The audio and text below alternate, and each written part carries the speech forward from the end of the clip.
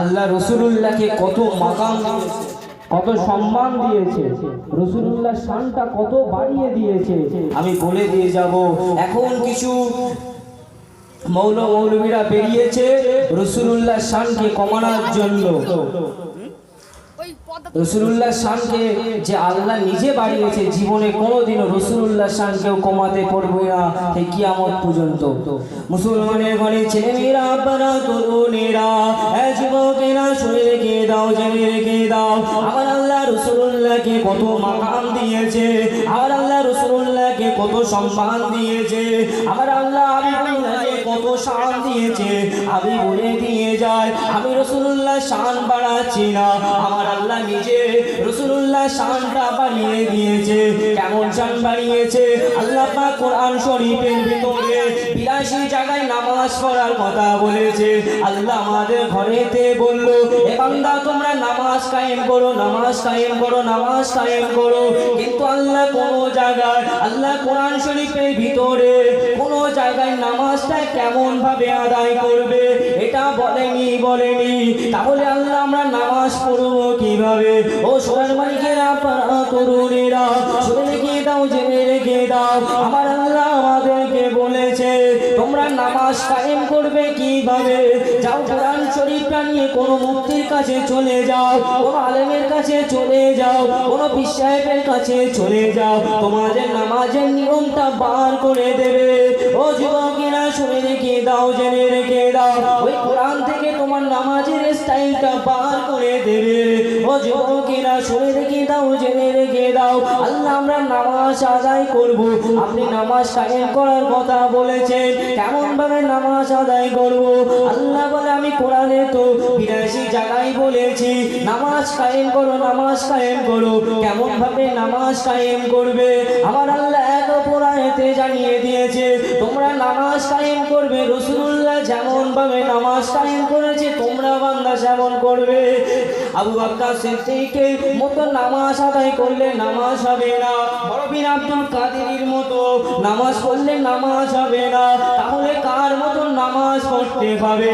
চিরদিন দুনিয়ার বাদশা হাবিবুল্লাহ জনাবে মুহাম্মদ রাসূলুল্লাহ যেমন ভাবে নামাজ পড়েছে, আমরা বান্দা যদি তেমন ভাবে নামাজ পড়ি আল্লাহ আমাদের নামাজটা কবুল করে নেবে। ও যুবকেরা শুনে রেখে দাও, জেনে রেখে দাও, নামাজ পড়বে কাকে ফলো করবে? আল্লাহ দোস্ত হাবিবুল্লাহকে ফলো করো। রোজা রাখবে কাকে ফলো করবে? রাসূলুল্লাহকে ফলো করো। হজ করবে কাকে ফলো করবে? হাবিবুল্লাহকে ফলো করো।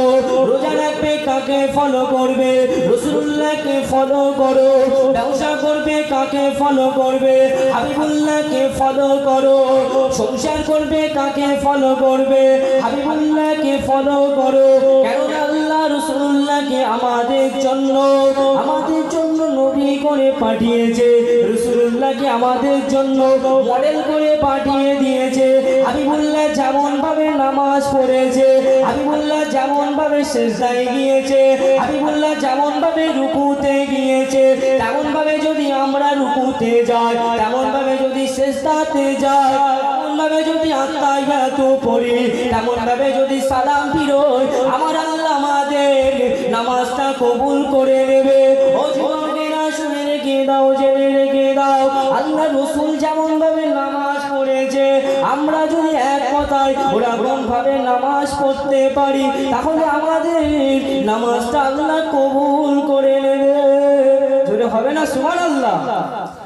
আমরা যদি নামাজ পড়ি, রাসূলুল্লাহকে ফলো করি না, আমি যদি নামাজ পড়ি নিয়ত বাঁধলাম ডাইরেক্ট সিজদাতে চলে গেলাম, নামাজ হবে? হবে না। কেন? আমার রাসূলুল্লাহ ওরকম ভাবে নামাজ পড়েনি। আমার রাসূলুল্লাহ যেমন ভাবে নামাজ পড়েছে আমাদেরকে তেমন ভাবে নামাজ পড়তে হবে। যদি তেমন ভাবে আমরা নামাজ পড়তে পারি আল্লাহ আমাদের নামাজটা কবুল করে নেবে। যেটা হবে না সুবহানাল্লাহ? আল্লাহ রাসূলুল্লাহকে কত মাকাম দিয়েছে, কত সম্মান দিয়েছে। মুসলমানের ঘরে ছেলেমেয়েরা, আপনারা তরুণেরা, যুবকেরা, আল্লাহ রাসূলুল্লাহকে কত মাকাম দিয়েছে, কত সম্মান দিয়েছে। আল্লাহ হাবিবুল্লাহকে কত মাকাম দিয়েছে। আমি রাসূলুল্লাহর মাকাম বাড়াচ্ছি না, আমার আল্লাহ নিজে রাসূলুল্লাহর মাকামটা বাড়িয়ে দিয়েছে। ও যুবকেরা শুনে রেখে দাও। আল্লাহ নিজের নামটা জান্নাতের দরজায় লিখেছে, তার পাশে রাসূলুল্লাহর নামটা লিখেছে। আল্লাহ জান্নাতে ঘুরে দে চোখেতে নিজের নামটা লিখেছে, তার পাশে রাসূলুল্লাহর নামটা লিখেছে। আল্লাহ নিজের জান্নাতের পাতাইতে নিজের নামটা লিখেছে, তার পাশে হাবিবুল্লাহর নামটা লিখে দিয়েছে। আল্লাহ আরশে রাসূলুল্লাহ নিজের নামটা, আল্লাহ নিজের নামটা রেখেছে, তার পাশে হাবিবুল্লাহর নামটা লিখেছে। ও যুবকেরা শুনে রেখে দাও, জেনে রেখে দাও, আমার আল্লাহ যেখানে আছে হাবিবুল্লাহ রাসূলুল্লাহ যেখানে আছে, আর যেখানে রাসূলুল্লাহ নেই আমার আল্লাহ নেই। ও যুবকেরা শুনে রেখে দাও, জেনে রেখে দাও, আল্লাহ রাসূলুল্লাহকে কত মাকাম দিয়েছে শুনে রেখে দাও। আম্মা জান আমিনা হুজুর ঘরের ভিতরেতে দুপুর বেলাতে ঘুমাতে লাগলো, ঘুমের করে হঠাৎ করে খ্বাব দেখতে থাকে, স্বপ্ন দেখতে থাকে। দেখা যায় একটা যুবক আম্মা জান আমিনা হুজুরের স্বপ্নের ভিতরেতে এসে গেল। আম্মা জান আমিনা হুজুরের ঘুমটা ভেঙে গেল। ওই যুবকটা জিজ্ঞাসা করতে থাকে, ও মা আমিনা তুমি কেঁদো না, তুমি ঘাবড়ে যেও না, আমি দুনিয়ার কোনো সাধারণ মানুষ নয়, আমি হচ্ছে আল্লাহর দয়ার জান্নাতের ফেরেশতা জিবরাইল। ও যুবকেরা শুনে রেখে দাও, জেনে রেখে দাও, আম্মা জান আমিনা হুজুর বলতে থাকে, বাবা জিবরাইল কেন এসেছো, কেন এসেছো, বলো না, বলো না। আম্মা জান তখন জিবরাইল আলাইহিস সালাম বলতে থাকে, আম্মা জান আমিনা শুনে রেখে দাও, জেনে রেখে দাও, আপনি কি জানেন না রাসূলুল্লাহ আসবে, আপনি কি জানেন না হাবিবুল্লাহ দুনিয়াতে তাশরীফ নিয়ে আসবে। ও যুবকেরা শুনে রেখে দাও, জেনে রেখে দাও, জিবরাইল আলাইহিস সালাম তখন বলেছিল, আম্মা জান আমিনা শুনে রেখে দাও, জেনে রেখে দাও, আল্লাহ আমার আপনার ছেলে নবী যখন দুনিয়াতে তাশরীফ নিয়ে আসবে, দুনিয়ার কোনো মানুষ আপনার ছেলের নাম রাখবে না, দুনিয়ার কোনো মানুষ আপনার ছেলের নাম রাখবে না। তখন আম্মা জান আমিনা হুজুর বলতে থাকে, কেন জিবরাইল, কেন জিবরাইল, কেন নামটা রাখবে না। তখন জিবরাইল আলাইহিস সালাম বলতে থাকে, কেন না নামটা রাখবে না, আপনার সন্তান দুনিয়াতে ভূমিষ্ঠিত হবার আগে থেকে আমার আল্লাহ তোমার সন্তানের নামটা রেখেছিল। তখন আম্মা জান আমিনা হুজুর বলতে থাকে, এ জিবরাইল বলো না, বলো না, আমার বেটার নামটা কি রেখেছিল, বলো না, বলো না, আমার বেটার নামটা কি রেখেছিল। তখন জিবরাইল বলতে থাকে, তোমার বেটার নামটা আমার আল্লাহ জান্নাত থেকে মুহাম্মাদুর রাসূলুল্লাহ রেখেছিল। ও যুবকেরা শুনে রেখে দাও, জেনে রেখে দাও, জিবরাইল আরো বলে, আম্মা জান আমিনা শোনো, শোনো, তোমার বেটার নামটা যখন রেখেছিল এই জান্নাতের কোনো পাতা জন্মায়নি, জান্নাতের কোনো গাছও হয়নি, জান্নাত দুনিয়ার কোনো গাছ জন্মায়নি, দুনিয়ার কোনো পশু পাখি হয়নি, এমনকি আমি জিবরাইলও হয়নি। আল্লাহ জান্নাতও সৃষ্টি করেনি, আল্লাহ জাহান্নামও সৃষ্টি করেনি, আল্লাহ সমস্ত নবীদেরকেও সৃষ্টি করেনি, আল্লাহ ঈসাকে সৃষ্টি করেনি, আল্লাহ আদমকেও সৃষ্টি করেনি। এক কথায় সমস্ত নবীদেরকে সৃষ্টি করেনি, আদমকেও সৃষ্টি করেনি, কোনো কিছু আল্লাহ সৃষ্টি করেনি। তখন একমাত্র আল্লাহ ছিল, আর আল্লাহর দোস্ত হাবিবুল্লাহ ছিল। তখন থেকে আমার আল্লাহ রাসূলুল্লাহর নামটা মুহাম্মাদুর রাসূলুল্লাহ রেখেছিল। হবে না সুবহানাল্লাহ। কত মাকাম দিয়েছে আল্লাহ রাসূলুল্লাহকে, আর ওই রাসূলুল্লাহর আজকে জান্নাতের বাগান সাজিয়েছে। কেন না লোকেরা জান্নাতের বাগানটা সাজিয়েছে যে রাসূলুল্লাহ খুশি হয়, আর আমরা এমন কপাল ফাটা বান্দা রাসূলুল্লাহকে খুশি করার জন্য জান্নাতের বাগানটা সাজিয়েছি। কেউ বসে না জান্নাতের বাগানে, এদিকে ওদিকে ঘোরাফেরা করতে থাকে। আমরা রাসূলুল্লাহকে কতটা মহব্বত করি, এত মহব্বত করি, রাসূলুল্লাহকে মহব্বত করে বলে দাবি করি জান্নাতের বাগানেতে এসে বসলাম। বুঝলাম না সাহাবা হুজুররা রাসূলুল্লাহকে কত না মহব্বত করত। সাহাবা হুজুররা রাসূলুল্লাহকে মহব্বত করার জন্য ঘর বাড়ি জমি জায়গা সমস্ত কিছু ছেড়ে দিয়ে রাসূলুল্লাহর দরবারে সব সময় পড়ে দেখত। ও যুবকেরা শুনে কি দাও, জেনে রেখে দাও, আমার রাসূলুল্লাহকে সাহাবা হুজুররা কত মহব্বত করত, কত ভালোবাসতো। এক সাহাবা হুজুরের কথা বলে দিয়ে চলে যাব। সাহাবা হুজুররা রাসূলুল্লাহকে কত ভালোবাসতো। একটা সাহাবা কথা বলে দিয়ে যায়। আব্দুল উজ্জা নামে সাহাবাটা একদিন দুপুর বেলাতে চাচার সাথে বসে বসে ভাত খেতে লাগলো। হঠাৎ করে আব্দুল উজ্জা চাচাকে বলল, চাচা, ও আমার চাচা, শোনো শোনো, আমি এতদিন তোমার কাছ থেকে একটা কথা লুকিয়ে রেখেছি। এতদিন তোমার কাছ থেকে আমি একটা কথা লুকিয়ে রেখেছি। তখন চাচা বলেছিল, কি কথা, বলো না আব্দুল উজ্জা, বলো না, বলো না। তখন আব্দুল উজ্জা হুজুর বলেছিল, আল্লাহ নবীর হাতে হাত দিয়ে আমি ইসলাম ধর্ম কলেমা পড়ে ইসলাম ধর্ম গ্রহণ করে নিয়েছি। তখন চাচা বলেছিল, আব্দুল উজ্জা, ওই ভাতেতে তুই আর হাত দিবি না, যা বেরিয়ে যা, আমার ঘর থেকে তুই বেরিয়ে যা। আব্দুল উজ্জা হুজুর ঘর থেকে বেরিয়ে গেল। আব্দুল উজ্জা হুজুর ঘর থেকে বেরিয়ে গেল। রাস্তা দিয়ে যেতে যেতে লাগলো। হঠাৎ করে পিছন থেকে আব্দুল উজ্জা চাচা ডাক দিল, এ আব্দুল উজ্জা, দাঁড়িয়ে যাও, দাঁড়িয়ে যা। আব্দুল উজ্জা দাঁড়িয়ে গেল। জি চাচা, কি হয়েছে? তখন আব্দুল উজ্জা চাচা বলেছিল, তুই যে পরনে জামাটা লুঙ্গিটা পরে আছিস, ওটা কার টাকায় কেনা? তখন আব্দুল উজ্জা বলেছিল, এ আমার চাচা, ওটা আপনার টাকায় কেনা। তখন চাচা বলেছিল, তুই ওই জামা লুঙ্গিটা আমাকে খুলে দিয়ে যা। আব্দুল উজ্জা হুজুর নবীর প্রেমেতে নবীর জন্য কাপড়টা দিয়ে দিল। উলঙ্গ ভাবে রাসূলুল্লাহর দরবারে চলে গেল। হুজুর আমার নামাজ পড়ে বেরিয়ে গেল। এসে দেখতে থাকে আব্দুল উজ্জা, কে বাবা, কে তুমি?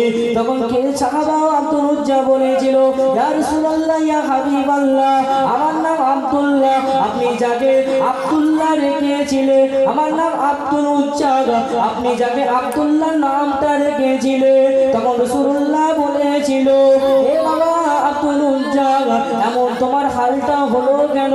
এ হালটা তোমার হলো কেন? তখন আব্দুল উজ্জা হুজুর বলেছিল, ইয়া রাসূলুল্লাহ, ইয়া হাবিবাল্লাহ, আমি আপনার হাতে হাত দিয়ে কলেমা পড়ে মুসলমান হয়েছি বলে তাই আমার আল্লাহ আমাকে, আমার চাচা আমাকে ঘর থেকে বের করে দিয়েছে। আমার চাচা আমাকে ঘর থেকে পার করে দিয়েছে আমার রাসূলুল্লাহ। তখন আব্দুল উজ্জাকে বলতে থাকে, এ আব্দুল উজ্জা, তুমি কি চাও, বলো না, বলো না। তখন রাসূলুল্লাহ আল্লাহর কাছে দোয়া চাইতে থাকলো, ইয়া আল্লাহ, ও আমার রব্বুল আলামিন, আল্লাহ, আপনার আমার মহব্বতে আব্দুল উজ্জা তার ঘর বাড়ি সমস্ত কিছু ছেড়ে দিয়ে চলে এসেছে, সমস্ত কিছু ছেড়ে দিয়ে চলে এসেছে। আপনি আমার আব্দুল উজ্জাকে বড়লোক বানিয়ে দিন, বড়লোক বানিয়ে দিন। তখন আব্দুল উজ্জা হুজুর রাসূলুল্লাহকে বলেছিল, ইয়া রাসূলুল্লাহ, ইয়া হাবিবাল্লাহ, আমি বড়লোক হতে চাই না, আমি বড়লোক হতে চাই না। তখন রাসূলুল্লাহ জিজ্ঞাসা করেছিল, কি হতে চাও বাবা, কি হতে চাও? তখন আব্দুল উজ্জা বলেছিল, ইয়া রাসূলুল্লাহ, ইয়া হাবিবাল্লাহ, আপনি আল্লাহর কাছে যদি আমার জন্য দোয়া চাইতে হয়, তাহলে এমন একটা দোয়া চাও যেন এই দোয়াটা আমার জন্য আল্লাহর কাছে চাও। তখন রাসূলুল্লাহ বলেছিল, কি দোয়া চাবো আব্দুল্লাহ, বলো না, বলো না, বলো না। তখন আব্দুল উজ্জা হুজুর বলেছিল, ইয়া রাসূলুল্লাহ, আমার জন্য যদি দোয়া চাও, তাহলে এই দোয়াটা চাও, আমার মরণটা যেন শহীদের মৃত্যু হয়। ও যুবকেরা, শুনে রেখে দাও, জেনে রেখে দাও। রাসূলুল্লাহ হাত তুলে আল্লাহর কাছে দোয়া চাইতে থাকলো, এ আমার রব্বুল আলামিন, আল্লাহ, আপনি আমার প্রাণ প্রিয় সাহাবা আব্দুল উজ্জাকে শহীদের মৃত্যু দান করে দেবে। এ যুবকেরা, শুনে রেখে দাও, জেনে রেখে দাও। রাসূলুল্লাহ দোয়াটা আমার আল্লাহ কবুল করে নিল, কবুল করে নিল। সমস্ত সাহাবাদেরকে ডেকে বললে, সাহাবারা শোনো শোনো, আমার এই প্রাণ প্রিয় সাহাবা আব্দুল উজ্জাকে ওই তোমরা যেখানে থাকো ওর মধ্যে থেকে একটা থাকার জায়গা করে দাও। আব্দুল উজ্জা হুজুরকে থাকার জায়গা করে দিল। বেশ কিছুদিন চলে গেল। হঠাৎ করে সাহাবা হুজুরা রাসূলুল্লাহর কাছে অবজেকশন করতে থাকে, ইয়া রাসূলুল্লাহ, ইয়া হাবিবাল্লাহ,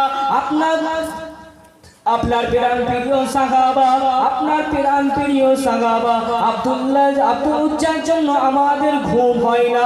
সব সময় কোরআন শরীফ পড়তে থাকে, সব সময় কোরআন শরীফ পড়তে থাকে। আব্দুল উজ্জার জন্য আমাদের ঘুমটা হয় না। আমরা যখন ঘুমিয়ে পড়ি ওই আব্দুল উজ্জার কোরআন শোনাতে আমাদের ঘুমটা ভেঙে যায়। তখন আমার রাসূলুল্লাহ বলেছিল, এ সাহাবারা শোনো শোনো, আমার আব্দুল উজ্জাকে তোমরা কিছু বলো না। ওই আব্দুল উজ্জা সমস্ত কিছু ছেড়ে দিয়ে আমি আমার প্রেমেতে ছেড়ে দিয়ে এখানে এসে পড়ে আছে। আমার আব্দুল উজ্জা যা করতে চাই তোমরা তা করতে দাও। ও যুবকেরা শুনে রেখে দাও, জেনে রেখে দাও, এদিকে যুদ্ধের ঘোষণা হয়ে গেল। সমস্ত সাহাবারা একে একে একে একে যুদ্ধের ময়দানেতে চলে গেল। তার মধ্যে রাসূলুল্লাহর ওই প্রাণ প্রিয় সাহাবা আব্দুল উজ্জাও চলে গিয়েছে। যুদ্ধ হতে লাগলো। এদিকে কাফেরেরা মরে, এদিকে রাসূলুল্লাহ সাহাবারা মরে, ওদিকে কাফেরেরা মরে, এদিকে রাসূলুল্লাহ সাহাবারা মরে, যুদ্ধটা শেষ হয়ে গেল। রাসূলুল্লাহ যুদ্ধ থেকে ফিরে এসেছে। সাহাবাদেরকে জিজ্ঞাসা করতে থাকে, এ বাবা সাহাবা, বলো না বলো না, সাহাবারা বলো না বলো না, আমার প্রাণ প্রিয় সাহাবা আব্দুল উজ্জা কোথায়? সমস্ত সাহাবারা বলেছিল, ইয়া রাসূলুল্লাহ, ইয়া হাবিবাল্লাহ, আপনার প্রাণ প্রিয় সাহাবা, আপনার প্রাণ প্রিয় সাহাবা দুনিয়া থেকে শহীদ হয়ে চলে গেছে।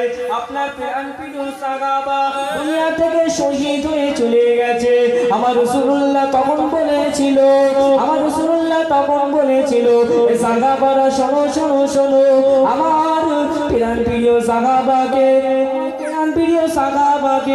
আমার জন্য নিয়ে আসো। আমি নিজে জানাজা পড়িয়ে দাফন করব। ও যুবকেরা সাহাবা আব্দুল উজ্জাকে নিয়ে আসলো।